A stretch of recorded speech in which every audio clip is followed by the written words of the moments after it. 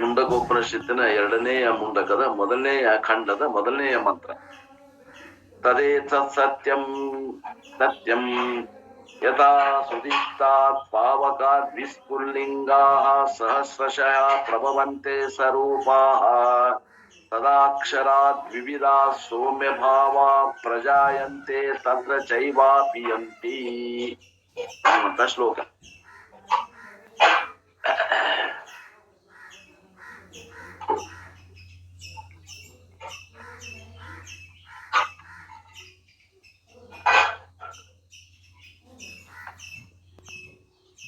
ಎರಡನೇ ಮುಂಡಕದ ಮೊದಲನೇದ ಸೂತ್ರ ಅಲ್ರಿಪ್ಪ?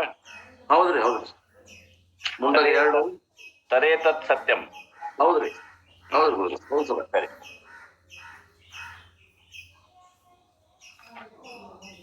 ಇದ್ರ ಸಾರಾಂಶ ಹೇಳ್ಬಿಡ್ತೀನಿ. ಮೊದಲ ಪೂರಾ ಒಂದು ಈ ಖಂಡದ ಸಾರಾಂಶ ಹೇಳ್ಬಿಡ್ತೀನಿ. ಈಗ ನಿನ್ನೆ ಪೀಠಿಕೆ ಹೇಳೈತಿ, ಸಾರಾಂಶ ಒಂದು ಫೈನಲ್ ಹೇಳಿ ಚಾಲು ಮಾಡ್ತೀನಿ. ಒಂದು ಪೇಜ್ ಅದ ಹೇಳ್ಬಿಡ್ತೀನಿ.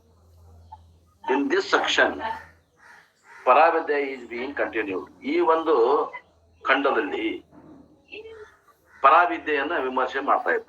ಅಪರಾವಿದ್ಯೆ ಮತ್ತು ಅದರ ಲೋಕದೋಷ ಏನದಾವ ದೋಷ ದರ್ಶನ ಮಾಡಿಕೊಟ್ರು.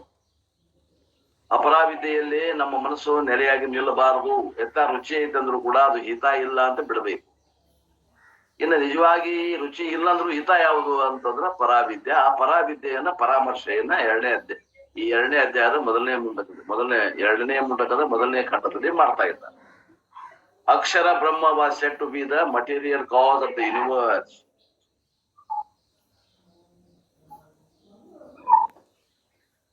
ಅನೇಕ ಮತವಾದಿಗಳು ವೇದಾಂತಿ ಒಬ್ಬನ ಬಿಟ್ರ ಆಸ್ತಿಕ ದರ್ಶನಗಳು ಒಟ್ಟ ಆರರಲ್ಲಿ ವೇದಾಂತಿನ ಬಿಟ್ರೆ ಇನ್ನು ಉಳಿದ 5 ಮತವಾದಿಗಳು ಆಸ್ತಿಕ ದರ್ಶನ. ಯಾವ್ಯಾವು? ಆಸ್ತಿಕರಲ್ಲಿ ಸಾಂಖ್ಯ, ವೈಶೇಷಿಕ, ನೈಯಾಯಿಕ, ಯೋಗ ಮತ್ತು ಪೂರ್ವಮೀಮಾಂಸ. ಇವು ಪೂರ್ವ ಪಕ್ಷಿಗಳು ನಮಗೆ ಆಸ್ತಿಕ ದರ್ಶನಗಳು. ಆಮೇಲೆ ಆಸ್ತಿಕರಿಗೆ ಪೂರ್ವ ಪಕ್ಷಿಗಳು ಯಾವ ಅಂದ್ರೆ ನಾಸ್ತಿಕ ಧರ್ಮದಲ್ಲಿ ಅವು 6 ಯಾವು? ಚಾರ್ವಾಕ, ಜೈನ ಮತ್ತು ಬುದ್ರ 4 ಪ್ರಭೇದಗಳು. ಒಟ್ಟು 6. ಒಟ್ಟು 11 ಮಂದಿ ನಮಗೆ ಪೂರ್ವ ಪಕ್ಷಿಗಳು ಅದಾರ. ಅವ್ರು ಏನ್ ಹೇಳ್ತಾರಂದ್ರ, ಸಾಮಾನ್ಯವಾಗಿ ವಿಜ್ಞಾನ ಏನು ಒಪ್ತದ ಅದನ್ನ ಒಪ್ತಾರ. ಏನು ಅಂತಂದ್ರ, ಒಂದು ಗಡಿಗೆ ತಯಾರು ಮಾಡಾಕ ಕುಂಬಾರ ನಿಮಿತ್ತ ಕಾರಣದ, ಮಣ್ಣು ಉಪಾದಾನ ಕಾರಣದ. ಅಂದ್ರೆ ಏನದ? ಉಪಾದಾನ ಕಾರಣ ಬೇರೆ ಅದ ಮತ್ತು ನಿಮಿತ್ತ ಕಾರಣ ಬೇರೆ ಅದ. ಅಂದ್ರೆ ಭಿನ್ನ ನಿಮಿತ್ತ ಉಪಾದಾನ ಕಾರಣವನ್ನ ವಿಜ್ಞಾನಿಗಳು ಹಿಡ್ಕೊಂಡು ಈಗ 11 ಮಂದಿನೂ ಅದನ್ನ ಒಪ್ತಾರ. ವೇದಾಂತಿ ಒಬ್ಬ ಏನಂತಾನ, ಅಭಿನ್ನ ನಿಮಿತ್ತ ಉಪಾದಾನ ಕಾರಣ ಒಪ್ತಾನ. ಅಭಿನ್ನ ನಿಮಿತ್ತ ಉಪಾದಾನ ಕಾರಣ ಅಂದ್ರೆ ಏನ್ರಿ ಅಂತಂದ್ರ, ಉಪಾದಾನ ಕಾರಣ ನಿಮಿತ್ತ ಕಾರಣ ಒಂದ ಐತಿ, ಅದ ಪರಮಾತ್ಮ ತತ್ವ. ಅದನ್ನ ಒಪ್ಪವ್ರು ಯಾರ್ರಿ? ವೇದಾಂತಿಗಳು. ಅವ್ರು ಯಾಕೆ ಅದನ್ನ ಒಪ್ತಾರ್ರಿ? ಅವರು ಶ್ರುತಿಯಿಂದ ಅದನ್ನ ಹುಡುಕಿ ತೆಗದಾರ ರಹಸ್ಯವನ್ನ. ಅವ್ರ ಬುದ್ಧಿಮತ್ತೆಗೆ ಕೈ ಬಿಟ್ಟಿದ್ರು ಅವರು ಕೂಡ ಈ ಉಪಾದಾನ ಕಾರಣ ನಿಮಿತ್ತ ಕಾರಣ ಒಪ್ಪಬೇಕಾಗ್ತಿತ್ತು. ಯಾಕೆ ನಾವು ಅದನ್ನ ಒಪ್ಪೋದಿಲ್ಲ ಅಂದ್ರೆ, ಶ್ರುತಿ ಆದ್ರೆ ಎಲ್ಲಿ ಹೇಳಿಲ್ಲ ಅಂತ ನಾವು ಅದನ್ನ ಒಪ್ಪೋದಿಲ್ಲ. ಮತ್ತೆ ನಾವ್ ಹೆಂಗ್ ತೆಗದಿವಿ, ನಿರ್ಧಾರ ಹೆಂಗ್ ಮಾಡಿದೀವಿ? ಅಭಿನ್ನ ನಿಮಿತ್ತ ಉಪಾದಾನ ಕಾರಣ ಹೆಂಗ್ ತೆಗದ್ರಿ ಅಂತಂದ್ರ, ವೇದ ಪ್ರಮಾಣದಿಂದ ನಾವು ಅದನ್ನ ಹುಡುಕಿ ತೆಗದೇವಿ. ನಮ್ ಹಿರಿಯರು, ನಮ್ ಗುರುಗಳು ಅದನ್ನ ಹುಡುಕಿ ತೆಗೆದು ಹೇಳಾಗತ್ತಾರ. ಏನ್ ಹೇಳಾಗತ್ತಾರ? ಈ ಜಗತ್ತು ಏನೈತಿ, ಇದಕ್ಕೆ ಕಾರಣ, ಇದಕ್ಕೆ ಮಾಯಾ ಅಲ್ಲ, ಇದಕ್ಕ ಅವಿದ್ಯೆ ಅಲ್ಲ. ಅಂದ್ರೆ ಏನ್ ಕಾರಣ ಅಂದ್ರೆ, ಇದಕ್ಕೆ ಕಾರಣ ಚೇತನ, ಪರಬ್ರಹ್ಮವೇ ಕಾರಣ.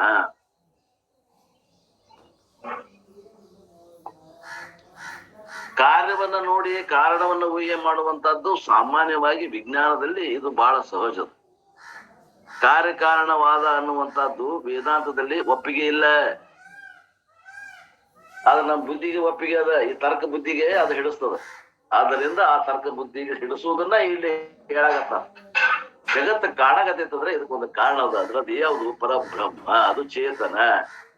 ಚೇತನ ಕಾರಣವಾದಿಗಳು ಯಾರು ಅಂತಂದ್ರ ಅದು ವೇದಾಂತಿಗಳು ಮಾತ್ರ.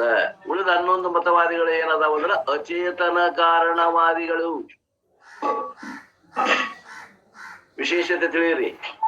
ಯಾವ್ದು ವೇದಾಂತದ ವಿಶೇಷತೆ ಅಂತಂದ್ರ, ಈ ಪ್ರಪಂಚದ ಕಾರಣ ಏನು ಅಂದ್ರೆ ಜಡದಲ್ಲಿ ಒಯ್ಯೋದಿಲ್ಲ, ಚೇತನದಲ್ಲಿ ಒಯ್ದು ತಿಳಿಸ್ತಾರ ಮನಸ್ಸನ್ನು.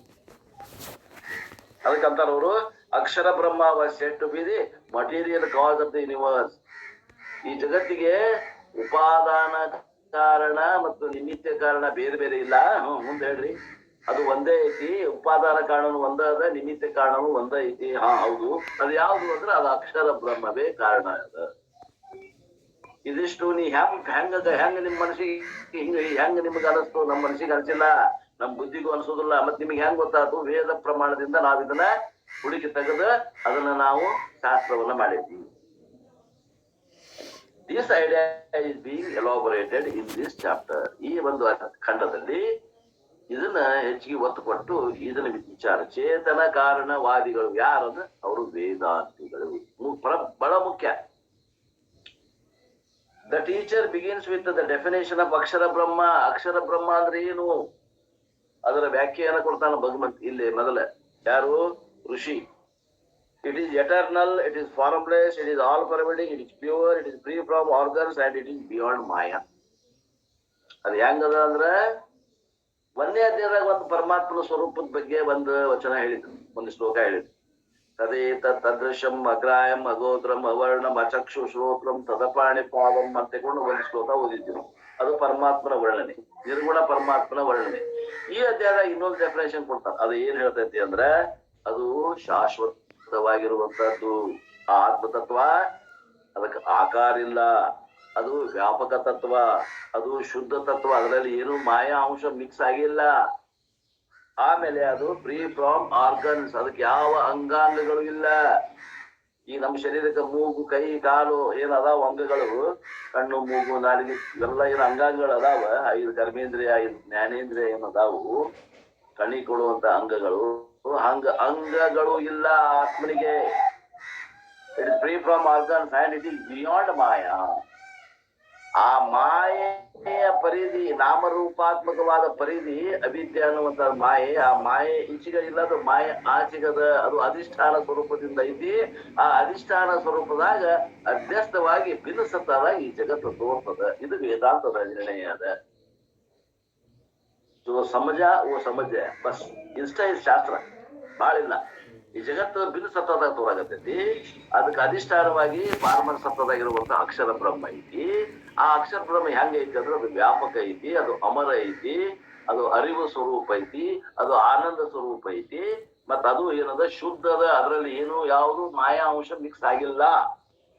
ಅದಕ್ಕೆ ಯಾವ ಕರ್ಮೇಂದ್ರಿಯ ಇಲ್ಲ, ಜ್ಞಾನೇಂದ್ರಿಯ ಇಲ್ಲ. ಇದು ಇಷ್ಟು ವೇದಾಂತದ ಫೈನಲ್ ಡಿಸಿಷನ್. ಇದ್ರ ಇಷ್ಟು ಫೌಂಡೇಶನ್ ಇಟ್ಕೊಂಡ್ವಿ, ಮುಂದ್ ಬೇಕಾದ್ ಮಾತಾಡ. ಆ ತತ್ವ ಯಾರು ಅಂದ್ರೆ ನಿನ್ಗಿಂತ ಬಿಟ್ಟು ಬೇರೆ ಇಲ್ಲ. ತದ್ ತ್ವಮೇವ ತತ್ ತದೇವ ತ್ವಂ. ಅದೇ ನೀನಿದ್ಯಾ, ನೀನೇ ಅದು ಇದ್ದಿ. ಆ ತತ್ವವೇ ನೀ ಇದ್ದೀಯ. ಅಂದ್ರೆ ಅದ್ರ ಬಿಟ್ಟು ಉಳಿದ್ ಏನೈತಿ? ಅಷ್ಟು ಮಾಯಾ ಬಜಾರ್ ಐತಿ, ಅಷ್ಟು ಮಿಥ್ಯಾ ಐತಿ, ಅಷ್ಟು ಕಲ್ಪನೆ ಐತಿ, ಅಷ್ಟು ಭ್ರಾಂತಿ ಐತಿ.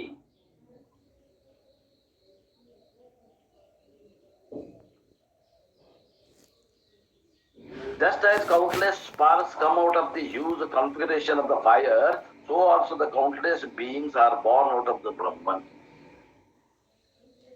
ಈಗ ಬೆಂಕಿ ಉತ್ಪಾದನೆ ಮಾಡ್ಬೇಕಾದ್ರೆ ಕಿಡಿ ಹೇಳ್ತಾವ ನೋಡ್ರಿ. ಕಡಿಗೆಯಿಂದ ಕಿಡಿ ಹೇಳಂಗಿಲ್ರಿ, ವಿಷ್ಪುಲ್ಲಿಂಗ.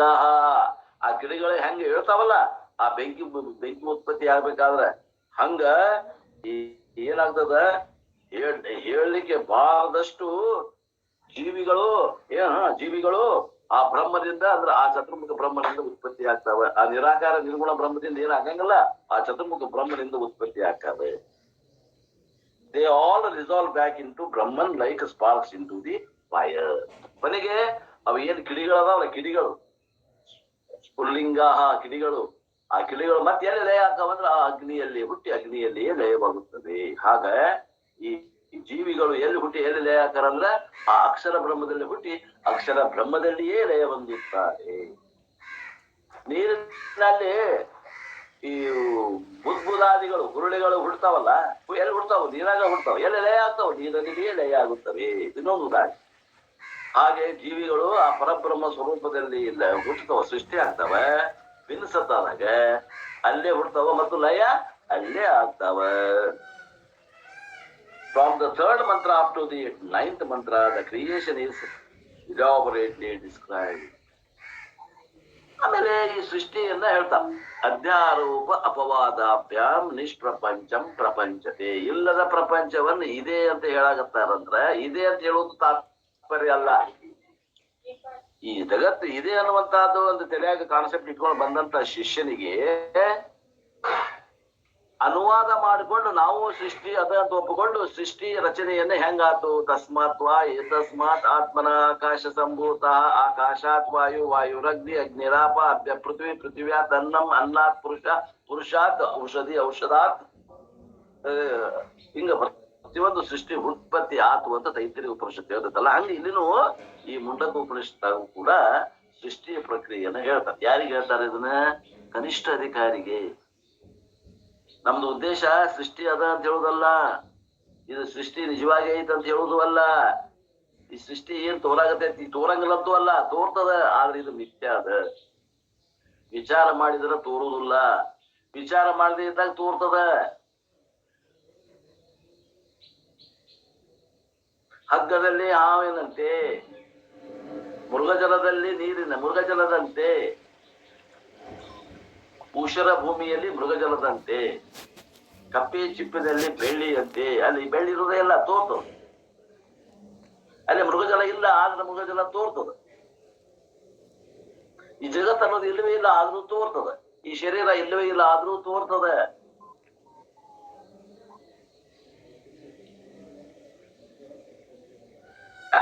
ಒಂಬತ್ತನೇ ಮಂತ್ರದವರೆಗೆ ಈ ವಿಷಯವನ್ನು ಹೇಳ್ತಾರೆ. 5 ಎಲಿಮೆಂಟ್ಸ್ ಏನ್ ಹೇಳ್ತಾರಲ್ಲಿ? ಪಂಚಮಹಾಭೂತ ಉತ್ಪತ್ತಿ ಹೇಳ್ತಾರ. ಹಿರಣ್ಯ ಗರ್ಭ ಎಲ್ಲ ಸಮಷ್ಟಿ ಸೂಕ್ಷ್ಮ ಶರೀರ ಅಭಿಮಾನಿ ದೇವತೆಗೆ ಹಿರಣ್ಯ ಗರ್ಭ ಅಂತಾರ ಅಥವಾ ಸೂತ್ರಾತ್ಮ ಅಂತಾರ. ಹಿಂದ್ ಹೇಳಿ ನೀ ಮರಿಬಾರ್ದು. And Virat are born of the ಬ್ರಹ್ಮನ್.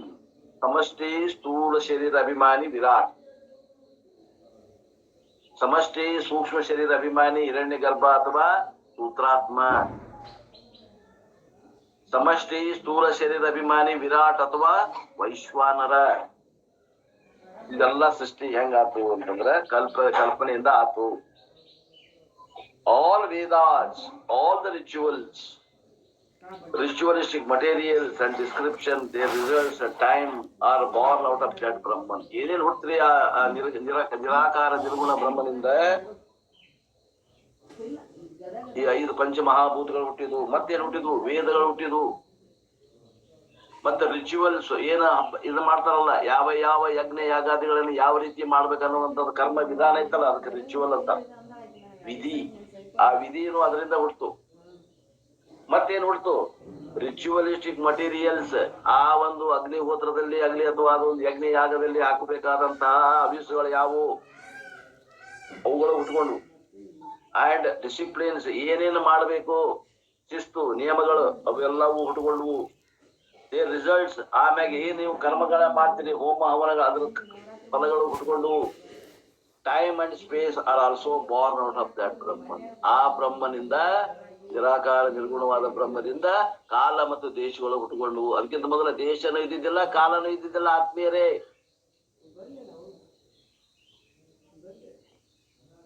ಗಾಢ ನಿದ್ರೆ ಅವಸ್ಥೆ ಹೋಗಿರ್ತೀವಲ್ಲ, ಸ್ವಲ್ಪ ವಿಚಾರ ಮಾಡ್ರಿ. ಗಾಢ ನಿದ್ರೆ ಅವಸ್ಥೆ ಹೋಗಿರ್ತೇವೆ, ರಾತ್ರಿ ಮನ್ಕೊತೀರ, ಮನ್ಕೊಂಡ್ ಮ್ಯಾಗ ಸ್ವಪ್ನ ಪ್ರಪಂಚ ನೋಡ್ತೇವೆ ಒಂದಿಷ್ಟು ಹೊತ್ತ. ಆಮ್ಯಾಗಿಂದ ಸ್ವಪ್ನ ಪ್ರಪಂಚ ದಾಟಿ ಸುಷುಪ್ತಿ ಅವಸ್ಥೆಗೆ ಅಂದ್ರೆ ಗಾಢ ನಿದ್ರೆ ಅವಸ್ಥೆ ಹೋಗ್ತೀವಿ. ಆ ಗಾಢ ನಿದ್ರೆ ಒಳಗ ದೇಶ ಕಾಲ ಅದಾವ, ವಿಚಾರ ಮಾಡ್ರಿ. ನಾ ಹೇಳ್ತೀರಿ ಯಾರು? ಗಾಢ ನಿದ್ರೆ ಅವಸ್ಥೆ ಐತಿಲ್ಲ, ಸುಷುಪ್ತಿ ಅವಸ್ಥೆ ಅಂತ ನಾವೇನ್ ಹೇಳ್ತೀವಲ್ಲ, ಅಲ್ಲಿ ದೇಶ ಕಾಲಗಳು ಅದಾವ್ರಿ. ವಿಚಾರ ಮಾಡಿ ಹೇಳ್ರಿ. ನಾಳೆ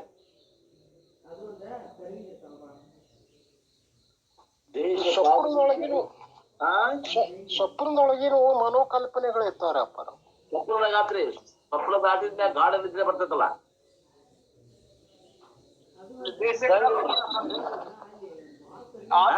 ಆತ್ಮಲ್ಲಿ ದೇಶ ಕಾಲಗಳು ಇಲ್ಲವೇ ಇಲ್ಲ ಸರ್. ಅದ್ರ ಸಲುವಾಗಿ ಇಲ್ಲಿ ಕೂಡ ದೇಶ ಕಾಲಗಳು ಇಲ್ಲ. ದೇಶ ಕಾಲಗಳು ಇಲ್ಲದಂತ ಸ್ಥಿತಿನ ನಿಮಗೆ ನಾನು ಅರಿವಿಗೆ ಬರ್ಲಿ ಅಂತ ಈ ಪ್ರಶ್ನೆ ಹಾಕಿದೆ. ದೇಶ ಕಾಲಗಳು ಇಲ್ಲದಂತಹದ್ದು ಒಂದು ಅನುಭವ ಇದೆ, ನೋಡ್ಕೊಡ್ರಿ. ಅಲ್ಲಿ ನೀವು ಅದಿರಿ, ದೇಶ ಕಾಲಗಳು ಇನ್ನೂ ಉತ್ಪತ್ತಿ ಆಗಿಲ್ಲ. ಅನುಭವ ಮಾಡ್ರಿ, ಅನುಭವಕ್ಕೆ ತಂದ್ಕೊಡ್ರಿ. ಆದ್ಮೇಲೆ ನಿಮ್ಮ ಸುಷುಪ್ತಿಯನ್ನ ನೀವು ನೆನಪು ಮಾಡ್ಕೊಡ್ರಿ. ಈ ಮಾತನ್ನೇನು ಇಲ್ಲ, ನಮ್ಗ ಅನುಭವ ಆಗ್ವಲ್ದು. ನಾಳೆ ಮುಂಜಾನೆ ಎದ್ದು ಇದನ್ನ ವಿಚಾರ ಮಾಡ್ರಿ, ಬರ್ಕೊಡ್ರಿ, ಟಿಪ್ಪಣಿ ಬರ್ಕೊಡ್ರಿ. ಇವತ್ತು ಗಾಢ ನಿದ್ರಿ ಮಾಡ್ರಿ, ನಾಳೆ ಅನುಭವ ಮಾಡಿ ಹೇಳ್ರಿ. ದೇಶ ಕಾಲಗಳು ಕೂಡ ಕಲ್ಪಿತದಾವು ನನ್ನ ಸ್ವರೂಪದಲ್ಲಿ ಅನ್ನುವಂಥದ್ದು ಅನುಭವ ಆಗ್ಬೇಕು ಆತ್ಮೀಯರೇ. ನೀವದೇನು ದೇಶ ಕಾಲಗಳು ಇಲ್ಲ ಅಂತ ಒಂದು ಸ್ಥಿತಿ ಎಲ್ಲೈತಿ ಅಂದ್ರೆ ನಿಮ್ಮ ಸುಷುಪ್ತಿ ಕಾಲವನ್ನ ನೀವು ನೋಡ್ಕೋಬೇಕು, ನೆನಪು ಮಾಡ್ಕೋಬೇಕು. ಅಲ್ಲಿ ಅದಿರಿ ನೀವು, ಅಲ್ಲಿ ನೀವದಿರಿ, ದೇಶ ಕಾಲಗಳು ಇಲ್ಲ.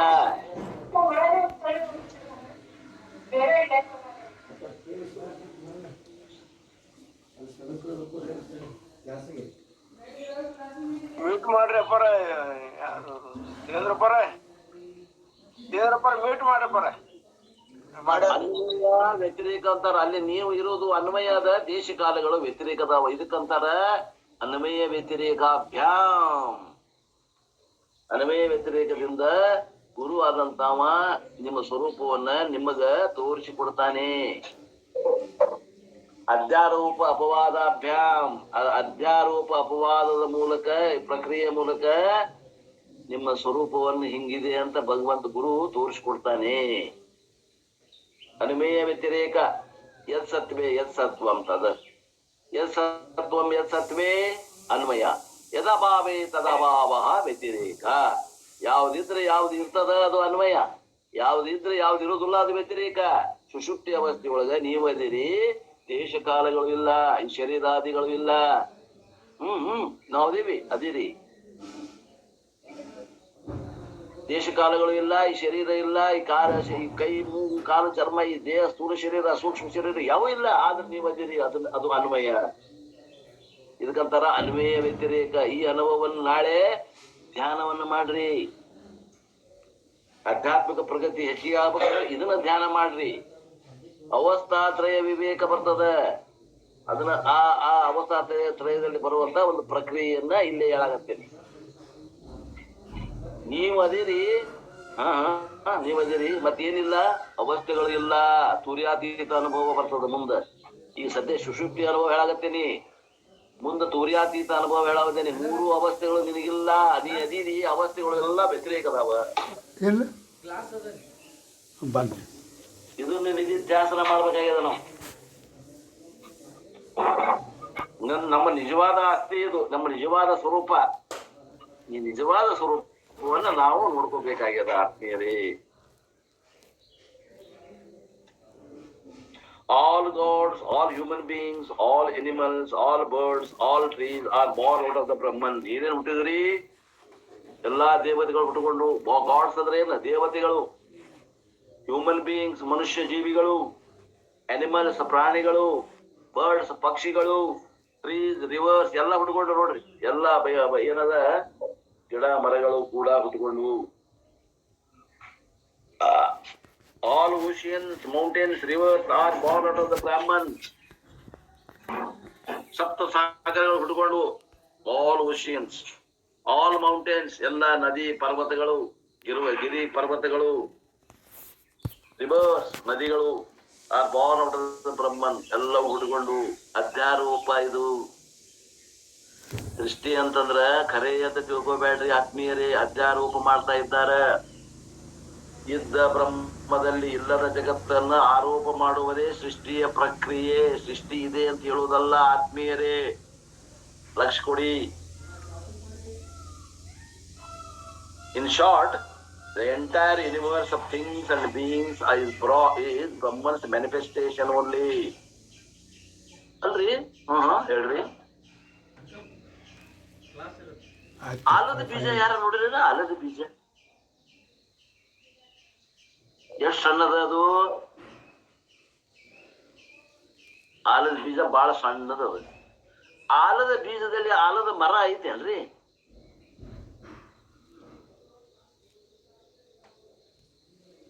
ಐತಿ